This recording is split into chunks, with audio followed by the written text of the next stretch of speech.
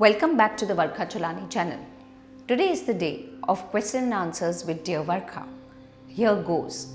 Are signs of mental illness usually very obvious? Is it possible to not be aware one has a mental illness of some sort? So let me elaborate and not use the term mental illness.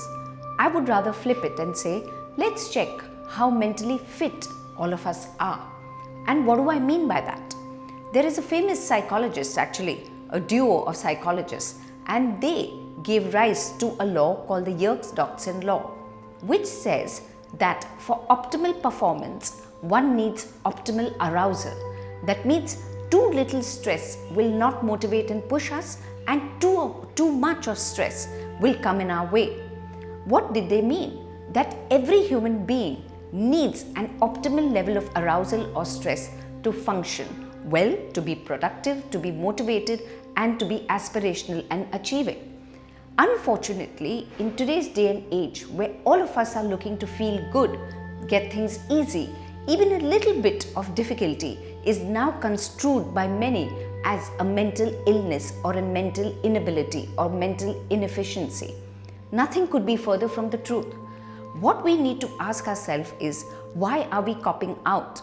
What has not allowed us to develop the emotional muscle and the resilience to take on difficulties that are bound to be there in life? So there is a saying, problems never end, they change. But because we are always in the state of wanting to feel good, be happy, we are doing everything in our part to avoid problems. And we are finding ourselves extremely fragile, extremely brittle, and unable to cope. So if you see, all of us are nice neurotics. And if you really want to know whether you have mental stamina or mental fitness, you need to ask yourself certain core questions. Do you usually balk at the sign of difficulty? Do you usually run away when little challenging asks are asked of you? Do you usually constantly whine and complain? Do you find it very hard to adjust and adapt to change? Do you not take risks? Do you not take chances and opportunities that may present itself before you? If your answers to all of this is a yes, well, unfortunately, I may want to term you as mentally unfit. Not really mentally ill, but mentally unfit. And if you see, most of us at some time or the other of our lives have been pretty mentally unfit people. So, if you ask me what is mental illness? Overreaction to certain things where we get too anxious, too agitated, and too hyper in layman's terms in taking on positions or in taking on jobs that we are asked to do, or underreaction, where because we are so frightened, we completely withdraw, we isolate, we don't do things which are asked of us. So if, for example, we are meeting new people, we get so much of social anxiety that we cop out and we don't go for the party. If we are asked to take up a new responsibility, we don't accept that promotion. So both overreaction and underreaction are mental illnesses, so to speak. But as I repeat, I would rather go with the term mental fitness, and to be mentally fit, you and I have to develop the tenacity of a rubber ball that is bounced every time we are faced with difficulties. But that calls for an outlook change, that calls for reconstruction of attitude. So I will cover that possibly in my next episode of question and answers on how do we develop mental fitness. Take care and good luck. I delivered a baby 2 months ago, but I feel no joy when I hold the baby. I feel like crying all the time. What's happening to me? I would rather, as a therapist, be more concerned about the attitudinal ideas which may be causing your depression. First, were you prepared to be a mom? Did you realize what being a mother would entail? Are you unfortunately not looking after yourself at all after and especially when you're nursing your baby? Many times when we nurse our babies, we are being depleted of our nutrients. And what happens, since a lot of us want to get back to shape, usually starve ourselves and don't give our body the adequate nutrition that is required to nurse our babies. So you need to check that you are adequately taking care of your nutritional needs, especially if you are nursing your baby. Then of course, lack of sleep.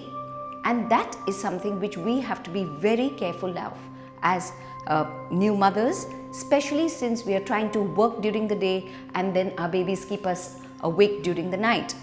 Little sleep affects mood and does cause a lot of emotional upheavals in the system. So you must sleep when the baby sleeps, because if you are not getting your adequate rest and care, it is bound to be that you are going to suffer some pangs of emotional distress. But as I repeat, the more important questions are, what do you think of the difficulties that parenting entails? Are you emotionally ready for the sacrifice that you need to make to be able to give parenting help and the resources that your child is going to need? Your attitudes have to be in the right order for you to be able to take a change of life now and a very different phase that is being asked of you. Congratulations for the new baby and all the best. I have always washed my hands many times a day and like to keep my personal space very neat and tidy. I also wake up at night many times to check the front door is locked. I know this is not rational. What can I do to stop this behavior? There's a big difference between being fastidious and being compulsive. There are many fastidious people who are extremely methodical, organized and systematic in the way they do their things, in the way they keep their homes, in the way they keep their cupboards, their desks, etc. But the difference between a fastidious and a compulsive person is very, very broad.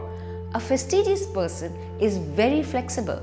Of course, he likes order and system, but he doesn't get harrowed and emotionally distraught when he's not able to maintain the system in a rigidly finite way.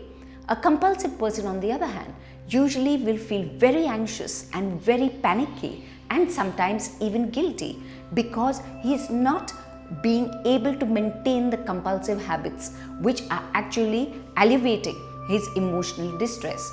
So you need to ask that, is your washing of your hand and keeping the neat and tidy space due to the fastidiousness that you like or due to certain unfortunate compulsive behaviors? Compulsive behaviors are indulged in by people who usually try to ward off some anxious thoughts or some guilty thoughts. So compulsive behavior is actually a symptom of a problem. It's never the problem in itself. And if you only superficially try and correct the problem, you're not really trying to understand the cause of what is giving rise to that compulsive behavior. So yes, as you said, getting up in the middle of the night is unfortunately irrational, but it's being done because there is some anxiety. Maybe you fear someone breaking in. Maybe you're so strict with yourself that you don't want to be the cause of you having caused problems for yourself. You're unforgiving, you're extremely perfectionistic, you don't want to be the cause of any downfall of yours. And because of that, the anxiety rises and you constantly keep checking and double checking. If you feel that you're unable to manage your behavior, do seek professional help, because if you continue to indulge in this, one thing will lead to another and it will unfortunately spiral into something which would be unmanageable.